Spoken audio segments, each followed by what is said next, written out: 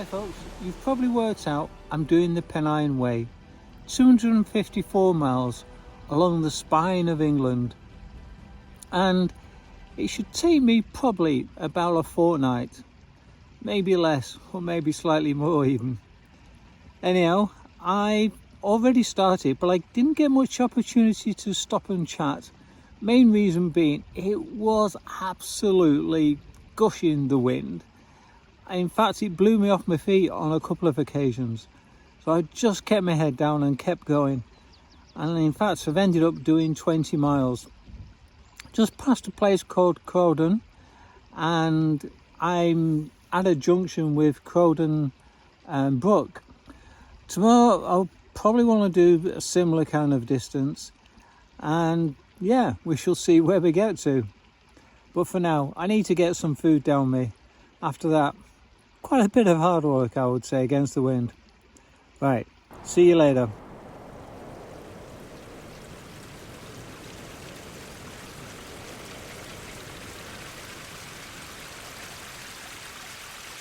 So as you can see, I'm packed and ready to go. In fact, ready to go to near Peat Bridge. It's kind of the area I want to get to. Probably just under that is 20 miles. And if I can get close to 20 miles today, I'll be very happy. Last night was cold. Yeah, the previous trip I did, I had a problem with the sleeping bag. The zip broke, and that was a 4-season bag. And I thought, it's April now. Yeah, I should be able to get away with a 3-season bag. Oh, I'm regretting that. Anyhow, if you have regrets like that in the night, best thing to do is just stuff all your spare clothing into the sleeping bag, and then that kind of creates insulation, extra insulation, and it seemed to work. So I got to sleep eventually. A bit reluctant to get up this morning. 7:30, my eventual start. Interestingly, I kept being woken up. I put my alarm on and pressed snooze a few times, but some birds kept kind of giving me a chorus of "get out of bed, you lazy thing." I had to eventually obey, and I'm glad I did now. Right, no more talking. I'll see you guys later. When most hikers recall their journey across the Pennine Way, this is what they remember. The black peaty bog, the wind and the mist. Look where the path is now. That's what happens as well. You try to avoid something and then you lose sight of the path. I think it's just over there. Yeah, I can see it. Terra firma again. I don't know what I'm complaining about though. In my youth, I'd often go up to these places. The Pennines were definitely my stomping ground. And all these millstones weren't laid in the very early days of the Pennine Way. So you can imagine how black and boggy it was then. Yeah, I'd be interested in your experiences.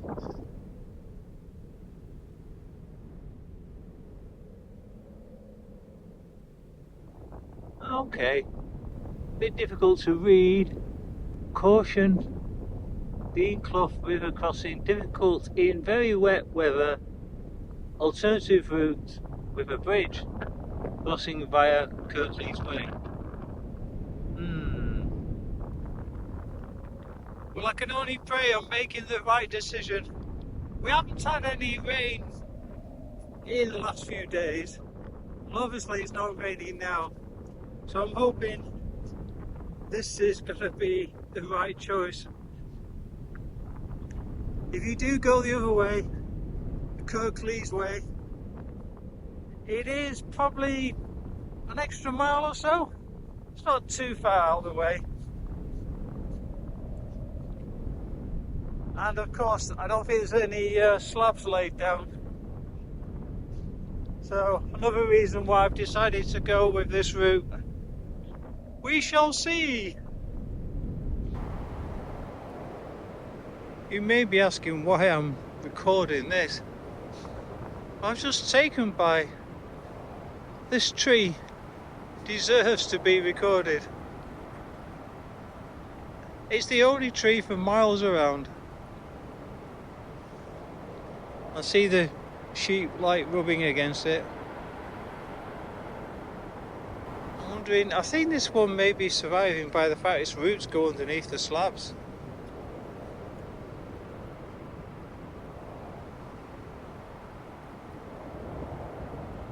Well, the moment of truth has arrived. Did I make the right decision? Looking ahead, yeah, we're gonna be safe. No wet feet.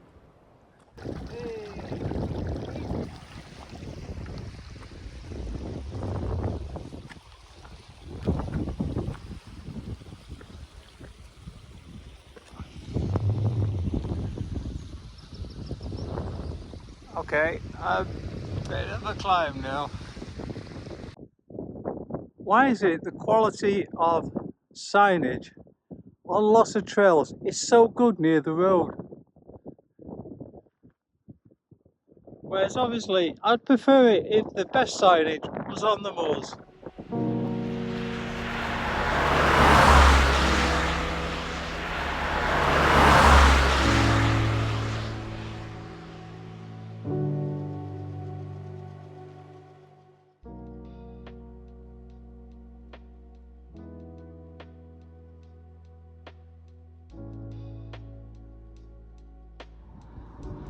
Interesting quote at the bottom. Many people look, but only a few see. Yeah, that's probably because of the mist.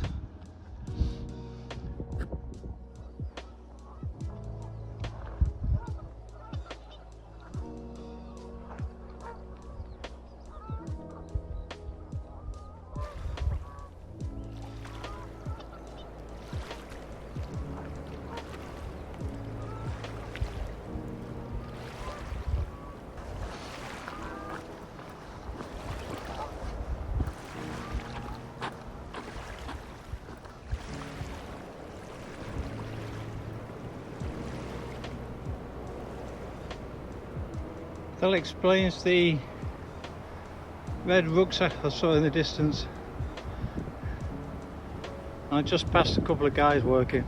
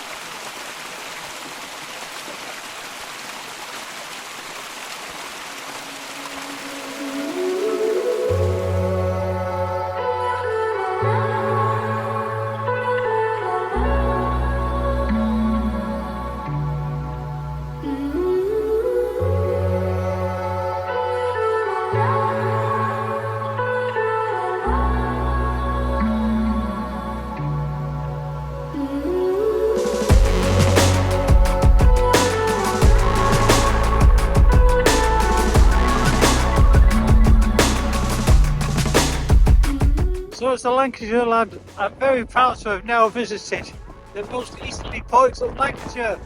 Hey! I'm not sure if it's still true though. I hope it is. Well, as you can tell, it's a gorgeous day, but the wind's horrific.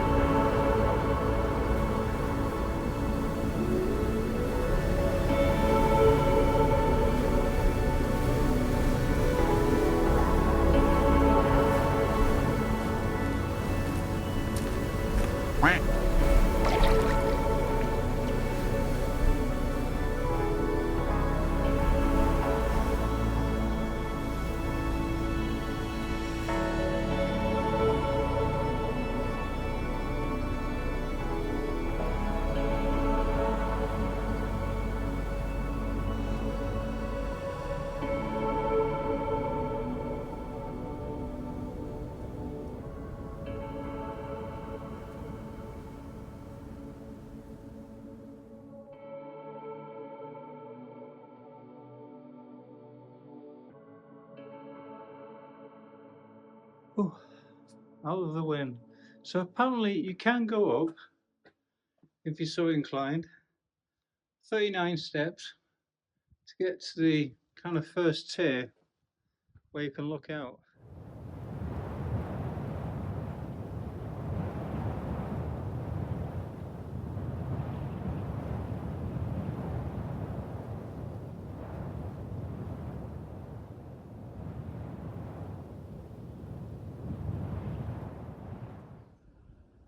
As you can see, Stoodley Pike in the distance, and Stoodley Pike for me was my target for the day, 20 miles.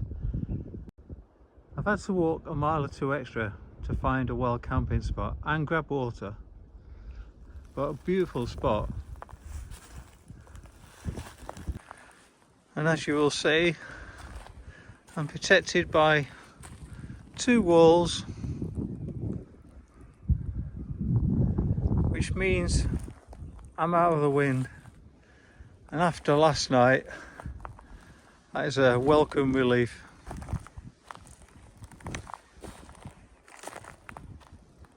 I'm just loving where I am, and it was when I first arrived the sun was still over the trees.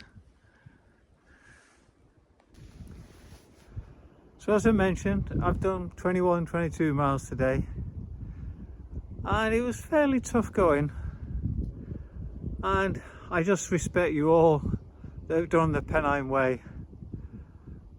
The constant kind of erosion on your feet almost from the boulders that you're scrambling over all the time. It's hard going. It's definitely a hardcore trail, and I'm probably about 40 miles into it. I've got another 200 or so to go, so wish me luck. But I love the spot I found, and last night wasn't too shabby either, just a bit cold. Right, enough done. I need to get some food on, and I'll see you guys in the morning. Bye. There you go, a nice early morning shot of Stoodley Pike. As you can see, all packed ready to go. Leave no trace. And last night I can definitely tell the fact I was sheltered by this wall. It really made a difference. I could hear the wind on the other side.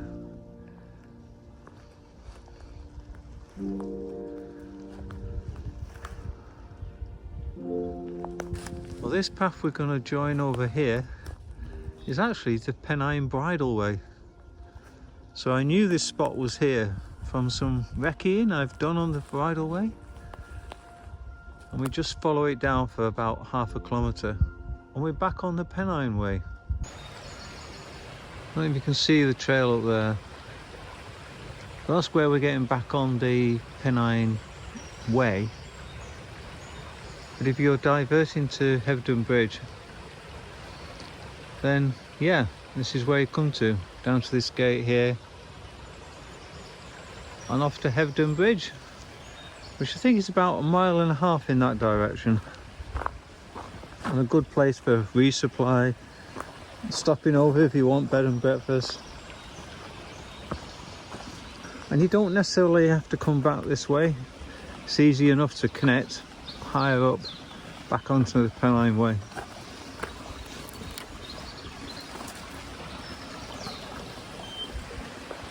It's a nice little route.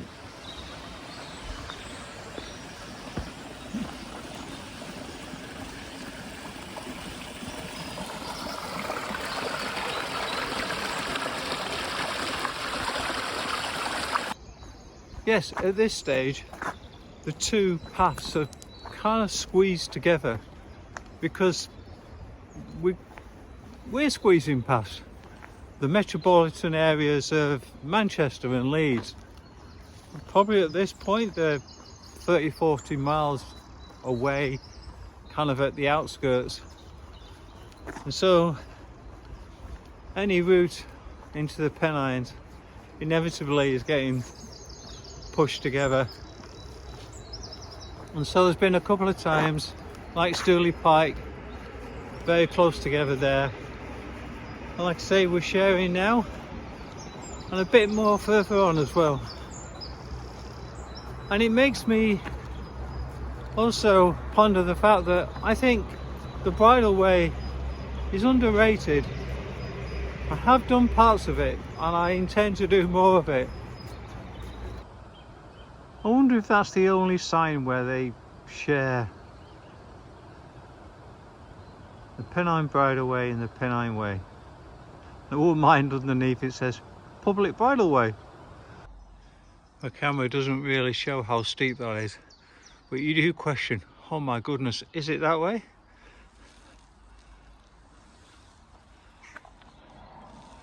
Yeah, there's one or two signs of encouragement, because I bet it's a question that's asked a few times. You sure it's this way? Oh.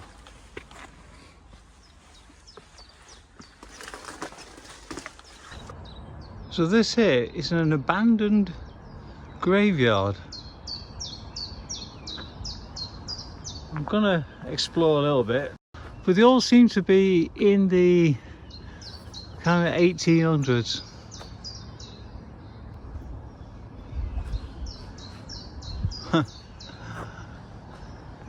There you go.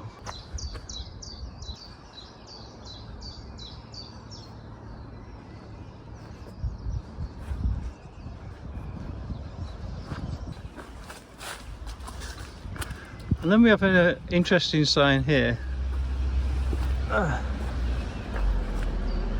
It talks about the Wainwright route, which kind of just goes up that way, which looks rather steep. So I don't know if that's the way that Wainwright took a shortcut or something, because the official route, as it says there, is this way.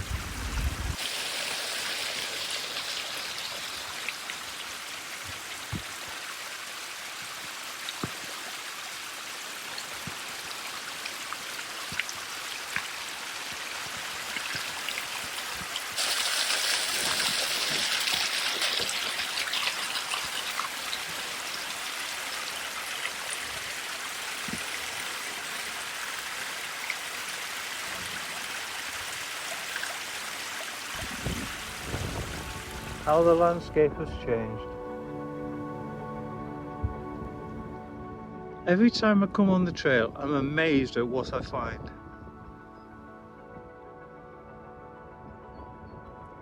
So those seats, fine enough, nicely metal worked. But wait till you see this tablecloth. Look at that. That is stunning. I'm so impressed with that. Can you imagine? Sat with the fire pit here at night. And of course people from doing the Pennine Way passing by.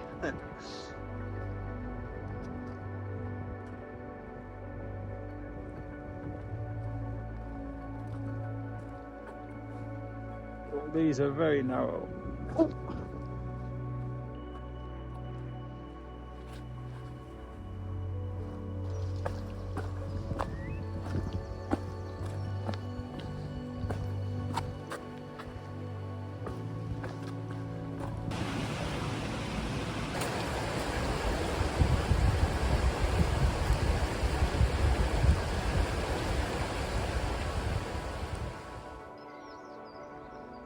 Yep, that's definitely worth going to.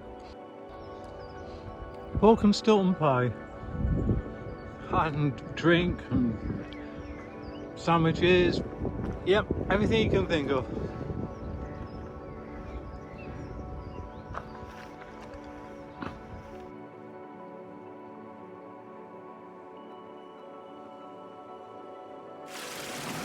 Well, as you can see, I'm enjoying the moment.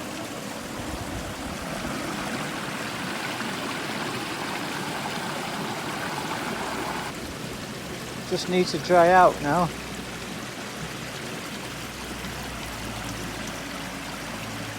So the lady in the shop said to me, how far are you going today? I said, I didn't know. Because the weather is so different, I'm just taking as it goes. Whereas the other 2 days, because the winds were so cold, I couldn't afford to stop. So I knew it was best to have a target and just belt it out. And in some ways I'm glad I did that, because getting through that start part was really tough. Tough underfoot, tough on the top of the moors. This is starting to be a lot gentler. Still hard going, but not quite off the same degree. And so obviously I'm taking advantage of being where I'm sat.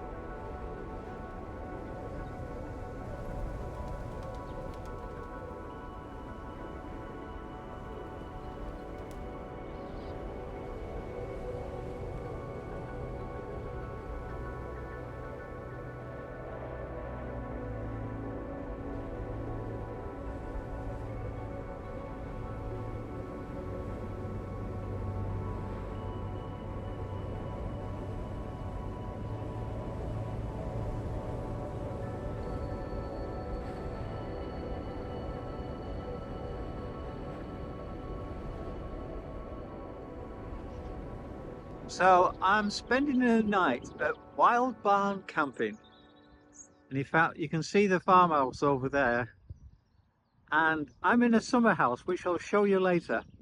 But more importantly, I've met Nathan, but dare I say it, I'm not really interested in Nathan. I'm more interested in his tent, because I've not really been up and personal to a Durston.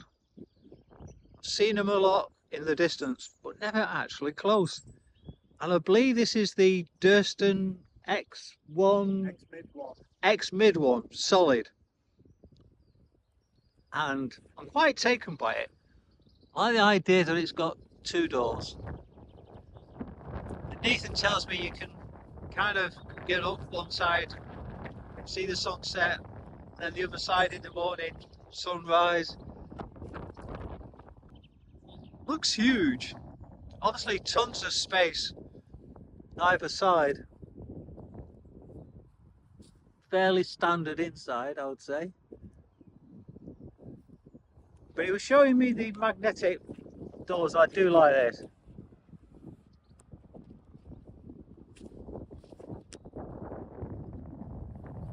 Yeah, quite impressed. What was the weight again? 800 grams. 800 grams. And there's me carrying, I don't know, about 1.5. I'm envious. Right, I'll show you my accommodation. And so for an extra £5, I got the upgrade to the summer house.